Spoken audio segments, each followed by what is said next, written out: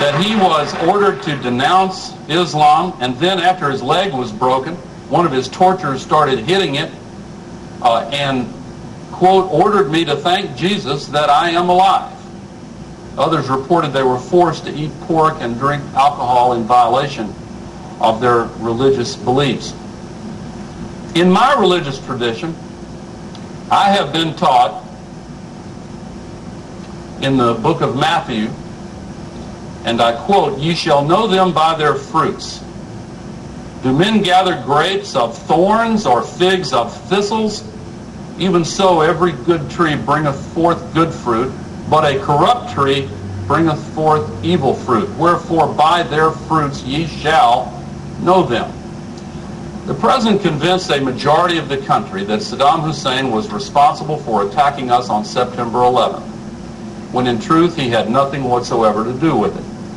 The president convinced the country by relying on a mixture of documents that turned out to be forged and blatantly false assertions that Saddam was in league with Al-Qaeda and that he was, in the president's word, indistinguishable from Osama bin Laden.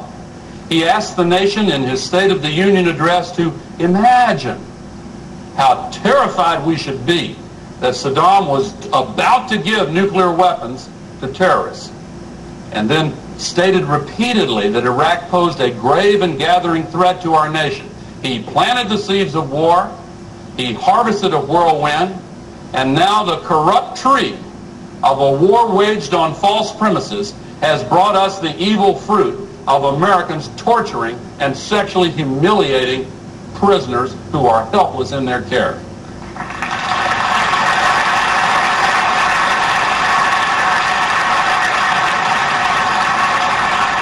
We have an election coming up, and in my opinion, John Kerry is dealing with this unfolding tragedy in an impressive and extremely responsible way. I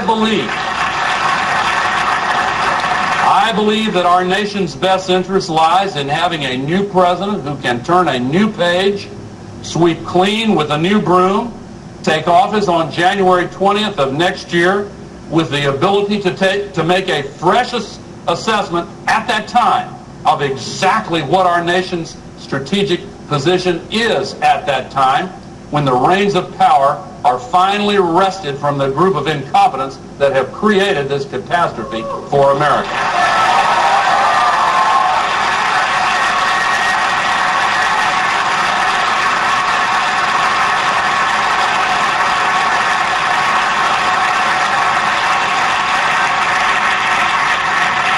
I do not believe that John Kerry should tie his own hands by offering overly specific, detailed proposals concerning a situation that is rapidly changing and unfortunately rapidly deteriorating, but should rather preserve his and our country's options to retrieve our national honor as soon as this long national nightmare is over. General Dwight Eisenhower, who campaigned during the terrible time of 1952 when the Korean War felt like a quagmire, did not propose a 5-point plan for tweaking America's approach. Instead, he said, "I will go to Korea." It is responsible and in the best interest of our nation to have a new president who is capable of assessing the situation when he takes the oath of office. And you know, when a business enterprise finds itself in deep trouble that is linked to the failed policies of the current CEO, well, the directors and stockholders usually say to the failed CEO, "Thank you very much, but we're going to replace you now with a new CEO, one who is less vested in a stubborn insistence on staying the course."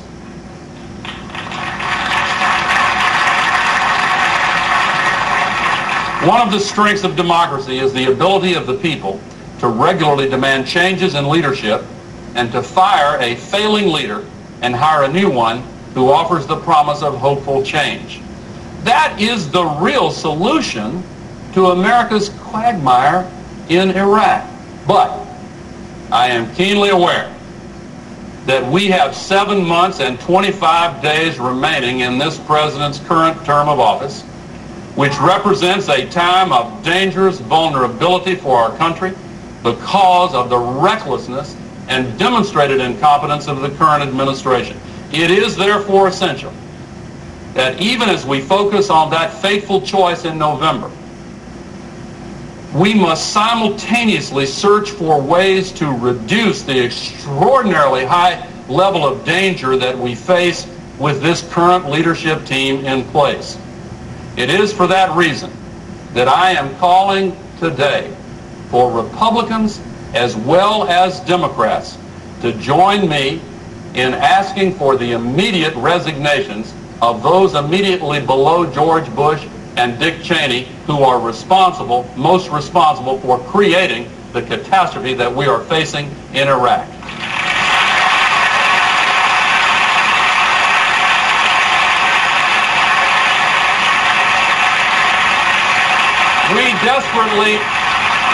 We desperately need a national security team with at least minimal competence. I'm dead serious, because the current team is making things worse with each passing day. They are endangering the lives of our soldiers and sharply increasing the danger faced by American citizens everywhere in the world, including here at home. They are enraging hundreds of millions of people and embittering an entire generation of anti-Americans whose anger is already near the boiling point. We simply cannot afford to further increase the risk to our country with more blunders by this team. Donald Rumsfeld ought to resign immediately as the chief architect of this plan. Paul Wolfowitz, Douglas Feith, the intelligence chief Stephen Cambone, all ought to resign immediately. Our nation is at risk every single day Rumsfeld remains as Secretary of Defense.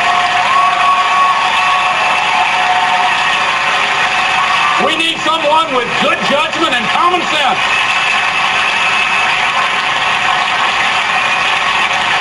Condoleezza Rice ought to resign immediately. She has badly mishandled the coordination of national security policy. This is a disaster for our country. And they are responsible along with the president and vice president. We may have to wait to get rid of Bush and Cheney, but we ought to call on our Republican friends to join us in getting the rest of that team out right now.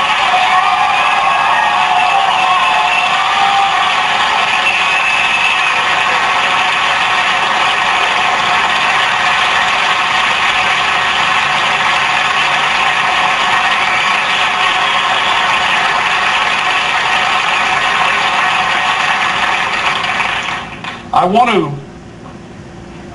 say a special word about George Tenet, who I also believe should resign. I say that I want to offer a special word because he is a personal friend and I know him.